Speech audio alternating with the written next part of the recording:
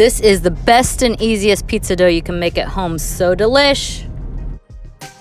Alrighty, to get your dough started, add 2 cups of water to a stand mixer and add 2½ teaspoons of salt. If you don't have a mixer, that's okay. Use a bowl and just get it started with a wooden spoon. Alright, next thing we're going to do is just add about 1/5 of the flour and stir that before we add the rest of the ingredients. This helps protect the yeast from the salt. Alright, now we're going to add the sugar and the yeast. Look at the recipe attached for exact amounts, but it's about 2 teaspoons of sugar, about 1 teaspoon of yeast. I'm going to stir it in and then add the rest of the flour before we add the dough hook to get it going with the stand mixer.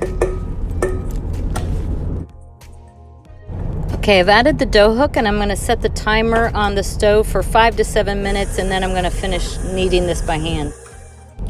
Alright, it's been mixing for about a minute now. It's starting to come together. Now's the time to add about a tablespoon, just eyeball it, of extra virgin olive oil. Just gives it some added flavor, helps it come together, and overall just necessary. This is what I call the waiting phase. It still looks a little crumbly. It's starting to come together more and come off the sides of the walls, and then we'll be ready to start kneading it by hand soon.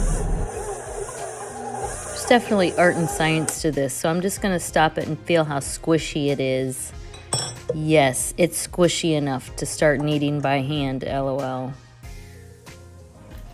Okay, the main thing to do when kneading is just continually moving it in the same direction. So I kind of pull it down and move it to the left and rotate it that way. My cutting board slipped, so I'm putting a wet paper towel under it. So I'm kneading it by hand maybe for another 2 more minutes, and now I just give it an old test again and it seems ready to divide. So I divide it 3 ways evenly. The scale batteries died, so I'm just eyeballing it here. So I knead by hand each individual dough ball a little bit more until we are ready to go. Look at these muscles I'm building. Just kidding, need to keep going to the gym. Okay, so give it one last test. Yeah, it's feeling pretty good, ready to go in the proofing box. So we just give it one more squeeze because it's so fun to do that. Just kidding.